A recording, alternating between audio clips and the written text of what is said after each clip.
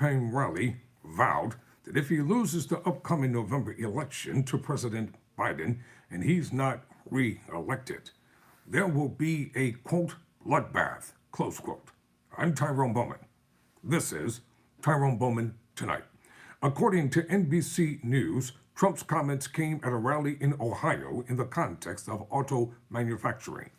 The Biden campaign responded by criticizing the former president's, quote, threats of political violence, close quote. Former President Donald Trump vowed on Saturday that there would be a bloodbath if he's not re-elected in November. The comments came at a rally here as Trump discussed the possibility of an increasing trade war with China over auto manufacturing. The rally was intended to get out the vote for Republican Senate candidate Bernie Moreno, whom Trump endorsed in December ahead of Ohio's primary on Tuesday. If you're listening, President Ng, and you and I are friends, but he understands the way I deal, those big monster car manufacturing plants that you're building in Mexico right now, you're going to not hire Americans, and you're going to sell the cars to us. We're going to put a 100% tariff on every single car that comes across the line. And you're not going to be able to sell those cars if I get elected, Trump said. Not if I don't get reelected, it's going to be a bloodbath for the whole. That's going to be the least of it, he added. It's going to be a bloodbath for the country. That will be the least of it. But they're not going to sell those cars. Later, he added, if the election isn't won, I'm not sure that you'll ever have another election in this country. You all need to listen and pay attention to what has been said. These are not just vile threats. He said what he meant and meant what he said. This is a dog whistle to his armies that he has gathered. And make no mistake about it, it's also a vile threat to Black Americans at the same time. In response to the former president's comments, Trump campaign spokeswoman listened to this lie.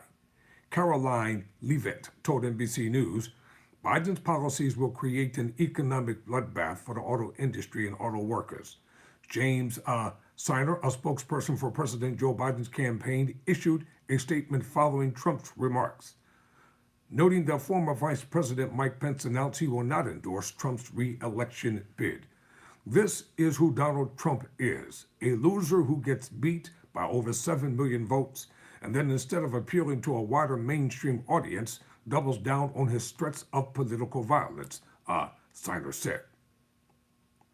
He wants another January 6th, but the American people are going to give him another electoral defeat this November because they continue to reject his extremism, his affection for violence, and his thirst for revenge. Before he began speaking, the former president stood and saluted next to the lectern as, quote, justice for all, close quote, by the J6 choir of inmates awaiting trial for their roles in the insurrection played on the loudspeakers.